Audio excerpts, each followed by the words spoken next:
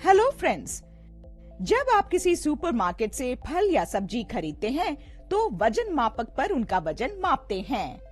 क्या हम परमाणु और अणु का भी समान तरीके से वजन माप सकते हैं? आइए इसके बारे में विस्तार से सीखते हैं। हम सब जानते हैं कि रासायनिक पदार्थ जैसे परमाणु, अणु और आयन आकार में इतने छोटे होते हैं कि इनको विलगित करना और वजन मापक पर इनका द्रव्यमान मापना असंभव है। इस समस्या से निजात पाने के लिए रसायनज्ञों ने कार्बन परमाणु के द्रव्यमान के साथ इनकी तुलना द्वारा इन कणों के द्रव्यमान का निर्धारण किया। कार्बन के समस्थानिक कार्बन 12 को मानक परमाणु के रूप में चुना गया है क्योंकि यह ठोस है और आसानी से उपयोग योग्य है। कार्बन 12 समस्थानिक का परमाणु द्रव्यमान, जो कि नाभिक में उपस्थित प्रोटॉन और न्यूट्रॉन के द्रव्यमान का योग है, 12 परमाणु द्रव्यमान इकाई होता है। हालांकि विभिन्न परमाणुओं के द्रव्यमान की तुलना कार्बन के परमाणु के द्रव्यमान से सदैव संभव नहीं होती है। ऐसा इसलिए होता है क्योंकि कार्बन के द्रव्यमान के साथ परमाणुओं के द्रव्यमान की तुलना कभी-कभी एक प्रभाजी मान देती है। इसलिए गणनाओं को सरल बनाने के लिए कार्बन के द्रव्यमान को 1/12 से गुणा किया जाता है, जिससे यह हो जाता है 1 इकाई।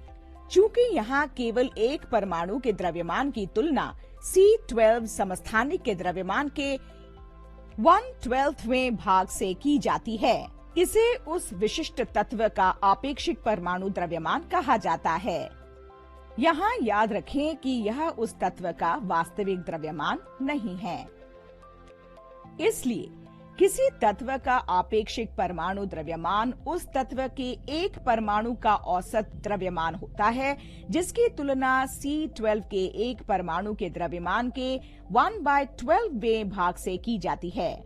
भौतिक रूप से परमाणु द्रव्यमान इकाई हमें बताती है कि तत्व का परमाणु कार्बन परमाणु के 1/12वें भाग के द्रव्यमान से कितने गुना भारी है। इसका अर्थ यह है कि यदि हीलियम का परमाणु द्रव्यमान 4 है, तो हीलियम का एक परमाणु एक कार्बन परमाणु के द्रव्यमान के 1/12वें भाग से 4 गुना भारी होता है।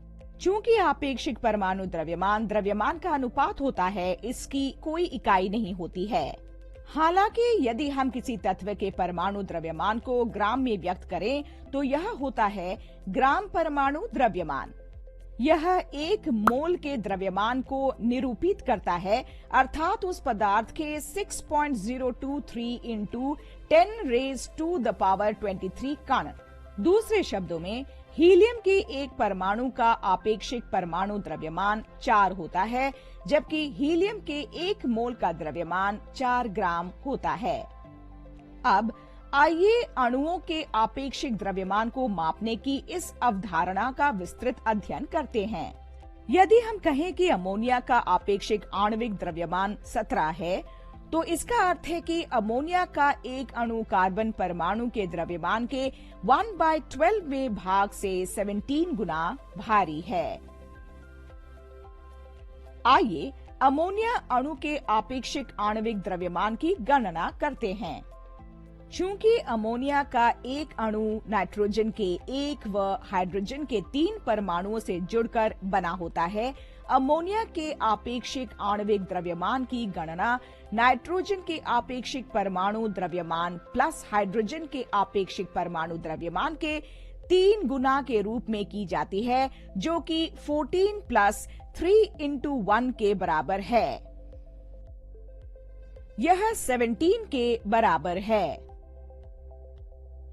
इसी तरह H2SO4 का आपेक्षिक आणविक द्रव्यमान is equal to 2 times H का आपेक्षिक परमाणु द्रव्यमान प्लस सल्फर का आपेक्षिक परमाणु द्रव्यमान प्लस 4 times ऑक्सीजन का आपेक्षिक परमाणु द्रव्यमान। यह 2 + 32 + 4 times 16 इज इक्वल टू 98 के बराबर है। यहाँ ध्यान दें कि यदि सल्फ्यूरिक अम्ल के आपेक्षिक आणविक द्रव्यमान को ग्राम में व्यक्त किया जाता है तो यह सल्फ्यूरिक अम्ल के 1 मोल का द्रव्यमान अर्थात सल्फ्यूरिक अम्ल के 6.023 इंटू 10⁻23 अणुओं का द्रव्यमान दर्शाता है। हमने अध्ययन किया है कि आयनिक यौगिक जैसे सोडियम क्लोराइड विविक्त अणुओं के रूप में विद्यमान नहीं होते हैं, बल्कि उनमें धनायनों और ऋणायनों की पुनरावृत्त व्यवस्था होती है जो प्रबल वैद्युस्थैतिक आकर्षण बलों द्वारा एक साथ बंधित होती है। ध्यान दें कि सोडियम का प्रत्येक आयन 6 क्लोराइड आयनों से घिरा होता है और इसका विपरीत भी सही है।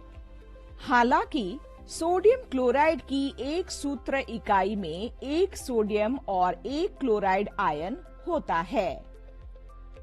इस प्रकार इसका सूत्र इकाई द्रव्यमान 23 + 35.5 होता है जो 58.5 ग्राम्स पर मोल के बराबर होता है। इसे एक आयनिक यौगिक NaCl के सूत्र द्रव्यमान के रूप में संदर्भित किया जाता है। सारांश, हम अध्ययन कर चुके हैं कि परमाणु, अणु और आयन को वजन मापक में रखकर इनके द्रव्यमान का मापन नहीं किया जा सकता है। इसलिए हम एक अणु के द्रव्यमान को कार्बन परमाणु के द्रव्यमान के 1/12वें भाग के सापेक्ष मापते हैं। इसे उस तत्व का आपेक्षिक परमाणु द्रव्यमान कहा जाता है। सापेक्ष परमाणु द्रव्यमान को जब ग्राम इकाई में व्यक्त किया जाता है तो यह पदार्थ के 1 मोल का द्रव्यमान देता है। इसी प्रकार एक अणु का द्रव्यमान जो कि कार्बन के एक परमाणु के द्रव्यमान के 1/12वें भाग का सापेक्ष होता है, आपेक्षिक आणविक द्रव्यमान कहलाता है। आपेक्षिक आणविक द्रव्यमान सभी तत्वों के आपेक्षिक परमाणु द्रव्यमानों का योग होता है। आयनिक यौगिक एक एकल अणु के रूप में उपस्थित नहीं होते हैं। ये एक दूसरे से जुड़े अनेक धनात्मक और ऋणात्मक आयनों के रूप में विद्यमान होते हैं। इसलिए इनके आणविक द्रव्यमान की जगह इनका सूत्र द्रव्यमान परिकलित किया जाता है जो कि उस यौगिक के एक सूत्र इकाई में उपस्थित सभी आयनों के द्रव्यमानों का योग होता है। इसलिए अब आप परमाणुओं और अणुओं के द्रव्यमानों के बारे में जानते हैं। एक छात्र के रूप में आपको कुछ नियमों का पालन करना चाहिए। इसी प्रकार क्या आपको लगता है कि परमाणु और अणुओं को भी नियमों का पालन करना चाहिए? आइए आने वाली वीडियो में इसका पता लगाएं।